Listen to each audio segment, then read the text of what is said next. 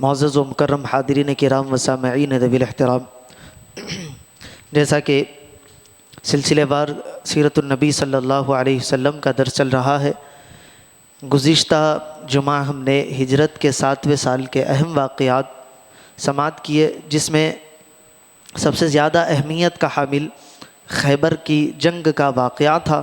اس کو ہم نے مکمل طور پر سماعت کیا کہ جب خیبر کی جنگ کا اختتام ہوا تو حضور پاک علیہ الصلاۃ والسلام نے وہاں کا کنٹرول اپنے ہاتھ میں لیا۔ پھر اس کے بعد جب آپ وہاں سے نکلے تو یہودیوں کے ساتھ معاہدہ ہوا کہ یہودی اسی بستی میں آباد رہیں گے اور وہاں سے جو کھجوروں کی پیداوار ہوگی، کاشتکاری ہوگی، اس کا 50% جو ہے آدھا حصہ مسلمانوں کو دیں گے۔ پھر واپسی میں حضرت صفیہ رضی اللہ عنہا سے رسول اللہ صلی اللہ علیہ وسلم کا نکاح ہوا، وہ تفصیل ہم نے سماعت کی۔ پھر آخر میں ہم نے حضور اکرم صلی اللہ علیہ وسلم کو جو یہودی عورت کی جانب سے زہر دیا گیا تھا اس کے بارے میں ہم نے تفصیل سماعت کی۔ پھر حضرت جعفر طیار رضی اللہ عنہ کی حبشہ سے جو واپسی ہوئی تھی اس کے بارے میں ہم نے سماعت کیا تھا۔ پھر چند جو مسائل فقہی اس موقع پر نازل ہوئے تھے اس کو ہم نے سماعت کیا تھا۔ ایک بات رہ گئی تھی، اس کو کہتے ہوئے میں اپنی گفتگو کو آگے لے چلوں۔ جب رسول پاک علیہ الصلاۃ والسلام نے یہودیوں سے معاہدہ کر لیا کہ یہودی اسی زمین میں رہیں گے اور کاشتکاری کریں گے، کھجوروں کے باغات کو سیراب کریں گے، کھجوروں کی پیداوار کریں گے اور اس میں سے آدھا حصہ مسلمانوں کو دیں گے، تو جب وہ وقت آتا کہ یہودی اپنے باغ سے کھجوروں کو نکالتے، توڑتے، تو اس وقت رسول پاک علیہ الصلاۃ والسلام اپنی جانب سے حضرت عبداللہ ابن رواحہ رضی اللہ تعالیٰ عنہ کو خیبر بھیجتے۔ حضرت عبداللہ ابن رواحہ خیبر آتے، ساری کھجوروں کو جمع کرتے اور 2 حصوں میں تقسیم کرتے۔ اس وقت اس طرح کے ناپ تول کا جو ہے نظام نہیں تھا کہ ایکوریسی مینٹین کی جائے کہ بھئی فلاں اتنا کلو ہے، فلاں اتنا کلو ہے۔ اس وقت کا صاع اور مد الگ ہوا کرتا تھا، ایک برتن سے ناپا جاتا تھا، اس میں تھوڑی بہت ادھر ادھر ہونے کی گنجائش ہو جایا کرتی تھی۔ تو حضرت عبداللہ ابن رواحہ رضی اللہ تعالیٰ عنہ جب 2 حصوں میں تقسیم کر لیتے تو یہودیوں کے سرداروں کو بلاتے اور کہتے کہ یہ دیکھو، یہ آدھا حصہ ہے، یہ آدھا حصہ ہے، اب اس میں سے تم جو چاہو رکھ لو۔ کیونکہ کوئی آگے چل کر یہ نہ کہہ سکے کہ مسلمانوں نے زیادہ حصے والا اپنے پاس رکھ لیا اور کم حصے والا یہودیوں کو دے دیا۔ یہ عدل و انصاف کی ایک مثال رسول پاک علیہ الصلاۃ والسلام نے قائم کی تھی کہ ان کو اختیار دے دیا کہ تم جو چاہو اس کو اپنا لو، تاکہ کل یہ نہ کہہ سکو کہ مسلمانوں نے کم دیا تھا یا مسلمانوں نے زیادہ رکھ لیا تھا، کوئی بات یہ نہ کہہ سکے۔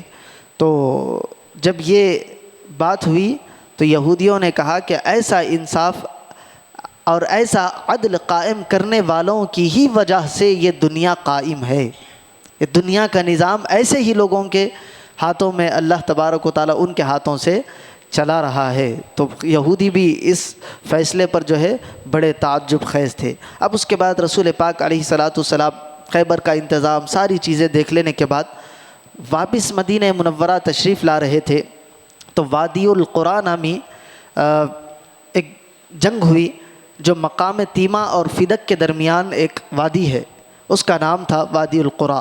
یہاں یہودیوں کی چند بستیاں آباد تھیں۔ ان کو پتہ چل گیا تھا کہ حضور اکرم صلی اللہ علیہ وسلم نے خیبر پر حملہ کیا اور بڑی جد و جہد کے بعد خیبر کو مسلمانوں نے آزاد کر لیا اور فتح کر لیا اور اپنی حکومت وہاں پر خیبر پر مسلط کر دی ہے۔ اب رسول پاک علیہ الصلاۃ والسلام مدینے کی جانب رواں ہے، لیکن یہ یہودیوں کی ایک بستی سے جب گزر ہو رہا تھا تو ناگہاں انہوں نے اچانک جو ہے رسول پاک علیہ الصلاۃ والسلام کے صحابہ کرام پر جو ہے حملہ کر دیا۔ لیکن حضور پاک علیہ الصلاۃ والسلام جنگ کے لیے، حملے کے لیے نہیں گئے تھے، وہ تو آپ آ رہے تھے مدینے کی جانب، تو انہوں نے حملہ کیا۔ اس میں ایک صحابی رسول کا وصال بھی ہوا، تو حضور پاک علیہ الصلاۃ والسلام نے کہا کہ ان یہودیوں کے پاس جاؤ اور ان کو اسلام کی دعوت دو، ان کو سمجھاؤ، اگر اسلام قبول کر لیتے ہیں تو ٹھیک ہے، اگر نہیں کرتے تو پھر آگے کے معاملات ہم دیکھیں گے۔ تو صحابہ کرام کا ایک وفد ان یہودیوں کے پاس گیا تو انہوں نے کیا کیا، یہودیوں کو جا کر ان لوگوں نے اسلام کی دعوت دی، تو اس طرف سے انہوں نے تیر اور تلوار کے وار شروع کر دیے۔ یہ لوگ آئے، رسول پاک علیہ السلام کو خبر دی کہ ایسا معاملہ پیش آ گیا ہے، تو حضور پاک علیہ السلام نے جنگ کا اعلان کیا، کہا کہ ان کے ساتھ اب جنگ کی جائے گی۔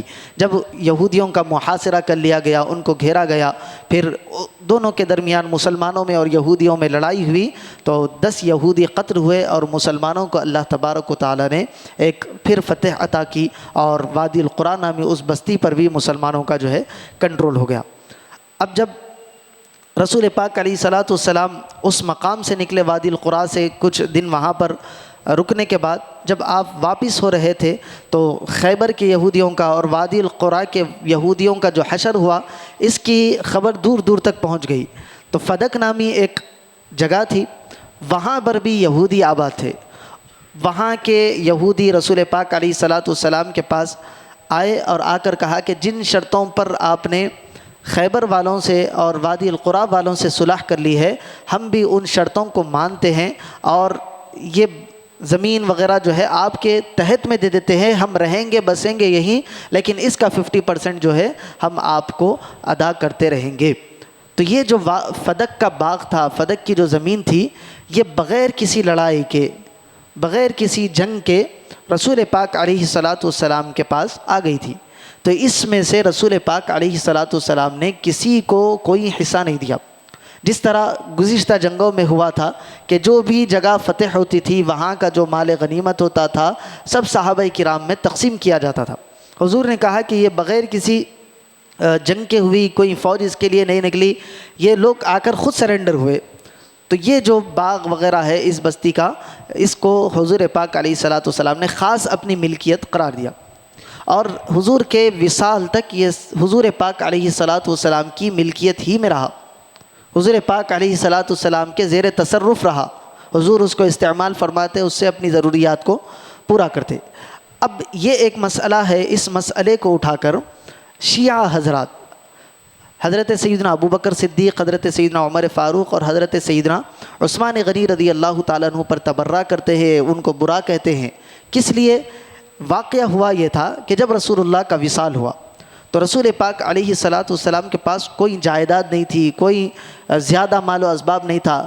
سیرت کی کتابوں میں آتا ہے کہ صرف 9 تلواریں رسول پاک علیہ السلام کی ملکیت میں تھی، اس کے علاوہ اور کوئی چیز رسول اللہ صلی اللہ علیہ وسلم نے نہیں چھوڑی تھی۔ یہ ایک فدق کا باغ تھا، تو حضرت سیدنا ابوبکر صدیق رضی اللہ تعالیٰ عنہ نے اس کو مسلمانوں کا جو بیت المال ہوتا ہے اس کے اندر شامل کر لیا۔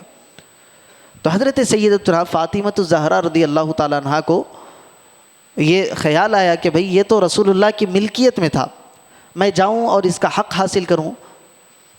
اب بعض حضرات کہتے ہیں کہ دیگر آپ کی بیٹیاں کیوں نہیں آئی؟ تو سب بیٹیوں کا اس سے حضور کے وصال سے پہلے ہی وصال ہو گیا تھا۔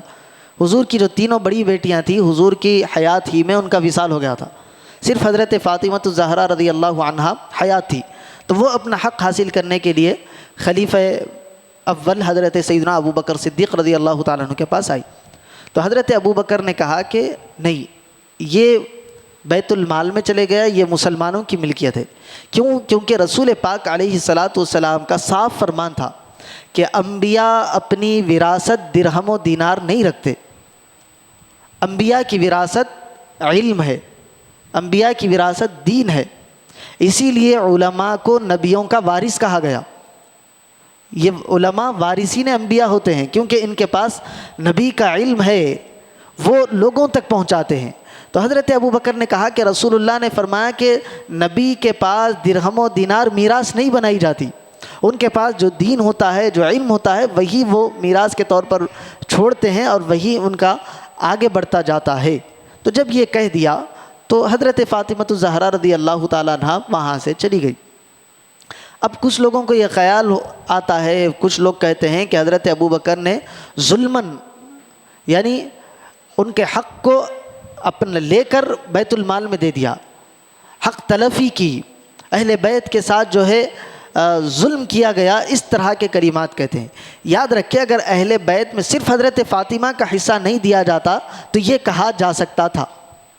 حضور پاک علیہ الصلاۃ والسلام کا جب وصال ہوا، آپ کی کئی ازواج مطہرات حیات تھی.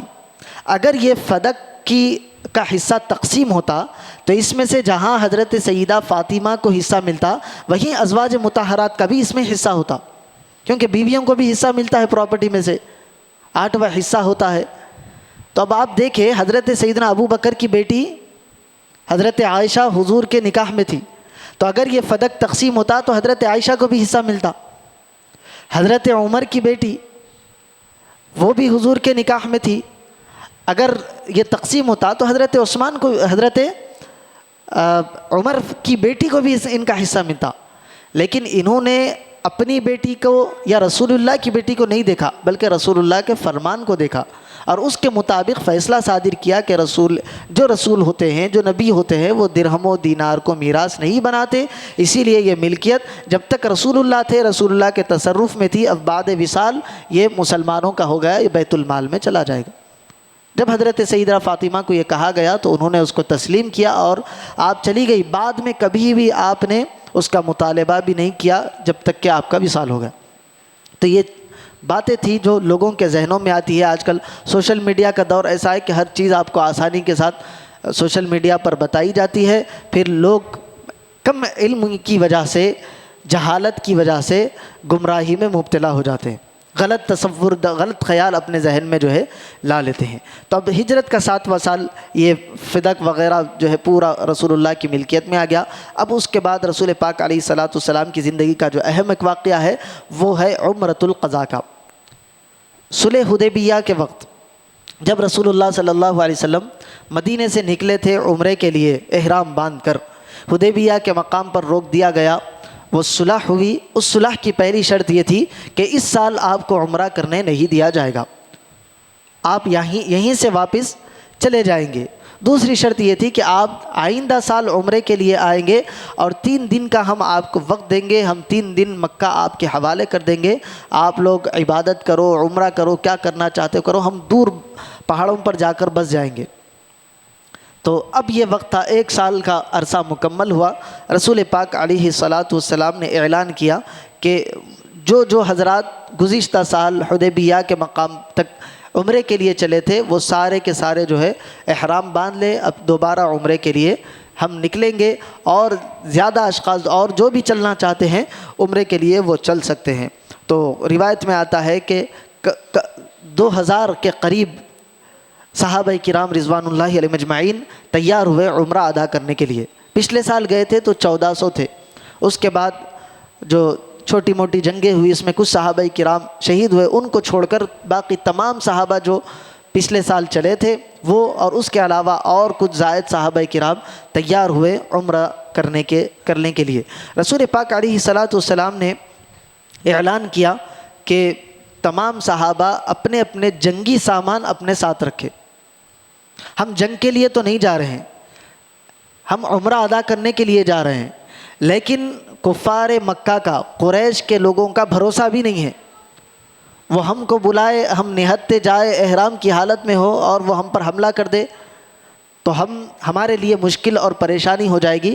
تو ہم تیاری کر کے جائیں گے، وہ آسانی سے ہم کو مکے میں آنے دیں گے، ہم جائیں گے عمرہ کر کے خاموشی کے ساتھ واپس آ جائیں گے. اگر وہ لوگ کچھ گڑبڑ کرتے ہیں تو پھر ہم ان کے ساتھ مقابلہ بھی کریں گے. تو رسول اللہ صلی اللہ علیہ وسلم کے ساتھ 2000 مسلمان، جن میں سے 100 گھوڑوں پر سوار تھے، حضور پاک علیہ الصلاۃ والسلام کے ساتھ مکے کے لیے روانہ ہوئے. حضور نے اپنے ساتھ 60 اونٹ قربانی کے لیے لے لیے تاکہ جب احرام کی حالت سے باہر آ جائے تو پھر وہاں پر قربانی کی جائے. اس کے بعد رسول پاک علیہ الصلاۃ والسلام ہتھیاروں اور جنگی سامان کے ساتھ مکے سے ایک پہلے مرء الظہران نامی پہاڑی ہے، وہاں پر میدان ہے، وہاں پر رسول پاک علیہ الصلاۃ والسلام کا قافلہ پہنچا. تو حضور پاک علیہ الصلاۃ والسلام نے حضرت محمد بن مسلمہ کو، جو قریش کے افسر تھے اس قافلے کے، ان کو قریش کے قاصد بنا کر قریش کے سرداروں کے پاس بھیجا کہ جاؤ ان کو اطمینان دلاؤ کہ ہم جنگ کے لیے نہیں آئے ہیں، ہم عمرہ کے لیے آئے ہیں اور جو شرائط ہماری طے ہوئی تھی اسی شرائط پر ہم عمرہ کر کے واپس چلے جائیں گے.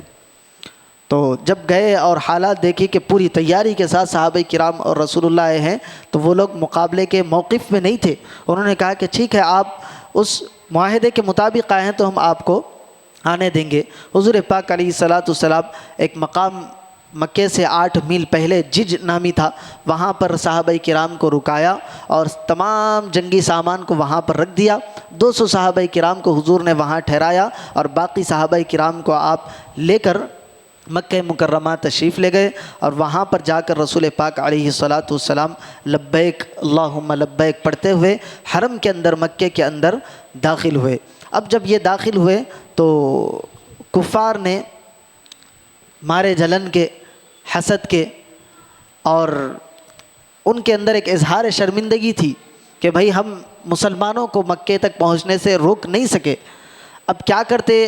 اپنے نام کو اونچا کرنے کے لیے اپنے لوگوں کے سامنے، عورتوں کے، بچوں کے سامنے یہ کہنے لگے کہ یہ تو مسلمان کمزور پڑ گئے ہیں، یہ کمزور اور ناتواں ہے یثرب کے بخار نے. کیونکہ آپ کو پتہ ہوگا کہ رسول اللہ جب مدینے میں گئے تھے تو اس سے پہلے وہاں کی سرزمین کو بیماریوں کی سرزمین کہا جاتا تھا. یثرب بیماریوں کی جگہ تھی، لیکن رسول اللہ کی دعا کا اثر تھا کہ رسول اللہ کی دعا سے وہاں سے ساری بیماریاں دور چلی گئی اور وہ مدینہ، وہ یثرب جو بیماریوں کا گڑھ تھا اس کو رسول اللہ نے مدینہ شفا کا گھر بنا دیا. وہاں کی مٹی میں بھی اللہ تعالیٰ نے شفا رکھ دی ہے، وہاں کی ہوا میں بھی اللہ تعالیٰ نے شفا رکھ دی ہے. یہ رسول اللہ کی دعا کا اثر تھا. تو کفار جو ہے تانے کے طور پر کہنے لگے مسلمانوں کو دیکھ کر کے یہ تو کمزور اور ناتواں ہے، یہ لوگ کیا ہمارے ساتھ مقابلہ کریں گے؟ ہم ہی نے ان کو موقع دے دیا ہے کہ جاؤ عمرہ کر لو، تو ہمارے دیے ہوئے موقع کا فائدہ اٹھاتے ہوئے یہ لوگ عمرہ کرنے کے لیے آئے ہیں. تو جب رسول پاک علیہ الصلاۃ والسلام کو یہ معلوم ہوا کہ کفار ایسا کہہ رہے ہیں کہ مدینے کی بھوک اور بخار نے ان کو توڑ دیا ہے اور یہ مسلمان کمزور اور ناتواں ہوئے ہیں، تو رسول پاک علیہ الصلاۃ والسلام نے استباع کرنے کا حکم دیا. استباع اور رمل وہ کیا ہے؟ جب اب بھی کوئی عمرہ کرتا ہے تو اس کو شروع کے 3 چکروں میں یہ داہنا کھاندہ شولڈر دکھانا ہوتا ہے. داہنا کھاندہ کھول کر احرام کو اس طرح ڈال لیتے ہیں اور سینہ تان کر بڑی تیزی کے ساتھ 3 چکر چلتے ہیں. یہ عمرے کا ایک حصہ ہے، ایک رکن ہے. یہ رسول پاک علیہ الصلاۃ والسلام نے اس وقت حکم دیا تھا کہ ان کفار کو بتاؤ کہ مسلمان نہ کمزور پڑے ہیں، نہ ڈرے ہیں، نہ سست پڑے ہیں، بلکہ چاق و چوبند ہے اور بڑی ہمت اور دلیری کے ساتھ مکے کے اندر داخل ہوئے ہیں. یہ بتانے کے لیے رسول پاک علیہ الصلاۃ والسلام نے اس وقت یہ قدم اٹھایا تھا. اللہ تعالیٰ کو یہ ادا اتنی پسند آئی کہ ہر عمرہ کرنے والے کے لیے، ہر حج کرنے والے کے لیے شروع کے 3 چکر جو ہے اس میں رمل اور استباع کرنے کا جو ہے پھر بعد میں حکم دے دیا گیا. یہ رسول اللہ کی سنت ہے جو آج تک باقی ہے. اب اس کے بعد رسول پاک علیہ الصلاۃ والسلام جب 3 دن کا وقفہ ہوا تو حضرت علی کے پاس کچھ کفار آئے اور آ کر کہا کہ آپ رسول اللہ تک پیغام پہنچا دیں کہ وقت ختم ہونے والا ہے، اب آپ لوگ مکے کو چھوڑ دیں. تو رسول پاک علیہ الصلاۃ والسلام نے دیکھ لیا کہ وقت ختم ہو رہا ہے، ساز و سامان کو باندھا گیا. اچھا، عمرہ کر لینے کے بعد رسول اللہ نے حکم دیا کہ وہ جو 200 لوگ وہاں پر ساز و سامان کے پاس، ہتھیاروں کے پاس ہے، ان کے پاس کچھ اور لوگوں کو بھیجایا جو عمرہ کر چکے، ان لوگوں کو بلایا تاکہ وہ لوگ بھی عمرہ کر لے. سارے مل کر عمرہ کر لیا. رسول اللہ واپس جانے لگے تو ایک چھوٹی لڑکی رسول پاک علیہ الصلاۃ والسلام کو چاچا چاچا کہتے ہوئے پکار کر پیچھے آنے لگی. تو رسول پاک علیہ الصلاۃ والسلام نے دیکھا تو وہ حضرت سیدنا امیر حمزہ رضی اللہ تعالیٰ عنہ کی بیٹی تھی. حضرت امیر حمزہ حضور کے چچا تھے اور جنگ احد میں یہ جو ہے شہید ہو گئے تھے. ان کی ایک بیٹی مکے میں رہ گئی تھی، یتیم ہو گئی تھی. جب رسول اللہ کو دیکھا تو دوڑ کر رسول پاک علیہ الصلاۃ والسلام کے پاس آئی اور ساتھ چلنے کا انہوں نے اشارہ دیا. تو رسول پاک علیہ الصلاۃ والسلام نے ان کو گود میں اٹھا لیا. اب اس بچی کی کفالت کے لیے 3 لوگ سامنے آئے اور ہر ایک دعویٰ کر رہا ہے کہ میں اس کو اپنی کفالت میں لوں گا. پہلے حضرت علی مرتضیٰ تھے، انہوں نے کہا کہ یہ میرے چچا حضرت امیر حمزہ کی بیٹی ہے تو اس وجہ سے میرا رشتہ قریب ہے، میں ان کو اپنی جو ہے کفالت میں لے لوں گا، میں ان کی ذمہ داری اپنے کاندھوں پر لیتا ہوں. رسول پاک علیہ الصلاۃ والسلام خاموش رہے. پھر حضرت جعفر طیار رضی اللہ عنہ جو حضرت علی کے بھائی تھے وہ آگے بڑھ کر کہنے لگے کہ یہ بھی میرے چچا کی بیٹی ہے اور میرے پاس ان کے لیے ایک اور رشتہ بھی ہے. میری بیوی اور حضرت امیر حمزہ رضی اللہ تعالیٰ عنہ کی بیوی دونوں بہنیں تھیں، تو میری بیوی اس بچی کی خالہ ہوتی ہے، اسی لیے میرے پاس 2 رشتے لگتے ہیں. اسی لیے یا رسول اللہ اس بچی کا جو کفالت کا حق ہے آپ مجھ کو اس سے سرفراز فرمائیں. حضرت زید بن حارثہ رضی اللہ عنہ یہ حضور کے غلام تھے آزاد کردہ، یہ بھی کھڑے ہوئے اور کھڑے ہو کر کہنے لگے کہ یا رسول اللہ میں اس بچی کو اپنی کفالت میں لیتا ہوں کیونکہ امیر حمزہ میرے دینی بھائی تھے، یعنی جو رشتہ آپ نے بنایا ہے ایک مسلمان کا دوسرے مسلمان سے، اس کے ناطے یہ میرے بھائی تھے، ان کی کفالت کا ذمہ میں لیتا ہوں. تو رسول پاک علیہ الصلوۃ والسلام نے کہا کہ ان کی کفالت کا ذمہ ہم حضرت جعفر کو دیں گے. کیونکہ خالہ کا مرتبہ ماں کے برابر ہوتا ہے، چاچا کا مرتبہ باپ کے برابر ہے، حدیث ہم نے سنی ہے، خالہ کا مرتبہ ماں کے برابر ہوتا ہے. تو جعفر کے پاس 2 رشتے ہیں، ایک تو چچیرے بھائی کا بھتیجے ہونے کا رشتہ ہے اور پھر ان کی بیوی اس بچی کی خالہ ہوتی ہے. اسی لیے 2 رشتوں کی وجہ سے حضرت امیر حمزہ رضی اللہ عنہ کی صاحبزادی کا جو پرورش کا معاملہ تھا وہ رسول پاک علیہ الصلوۃ والسلام نے حضرت جعفر رضی اللہ تعالیٰ عنہ کے ذمے رکھا. اسی کے بعد رسول پاک علیہ الصلوۃ والسلام اس سفر سے واپس ہو رہے تھے تو حضرت بی بی میمونہ رضی اللہ تعالیٰ عنہا سے آپ نے نکاح فرمایا. یہ آپ کی چاچی حضرت عباس رضی اللہ تعالیٰ عنہ کی سالی تھی. حضرت عباس کی جو بیوی تھی حضرت ام فضل، ان کی یہ بہن تھی اور بیوہ ہو گئی تھی غالباً.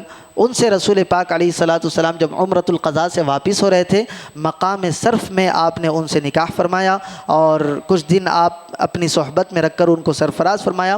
اور حسن اتفاق ان کا ذکر اس لیے آتا ہے یہاں پر کہ 44 سال کے بعد یہاں مقام صرف میں ان کا نکاح ہوا عمرۃ القضاء کے وقت، اور 44 سال بعد مقام صرف ہی میں آپ کا وصال ہوا، آپ کا انتقال ہوا، اور وہیں مقام صرف میں آپ کا مزار پر انوار ہے، وہیں آپ کی تدفین ہوئی. یہ ہجرت کے 7ویں سال کے کچھ اہم واقعات تھے جو آپ کے سامنے رکھے گئے. انشاءاللہ جب ہم آئندہ جمعہ یہاں جمع ہوں گے اللہ کی ذات سے امید ہے کہ ہجرت کے 8ویں سال کے اہم واقعات کی جانب ہم اپنی گفتگو کو لے جائیں گے. اللہ تبارک و تعالیٰ کی بارگاہ میں دعا ہے کہنے اور سننے سے زیادہ اعمال صالحہ کی توفیق عطا فرمائے، رسول پاک علیہ الصلوۃ والسلام کی سچی پکی محبت عطا فرمائے. وصلی اللہ تعالیٰ وسلم علی خیر خلق سیدنا محمد وعلی آلہ واصحابہ اجمعین والحمد للہ.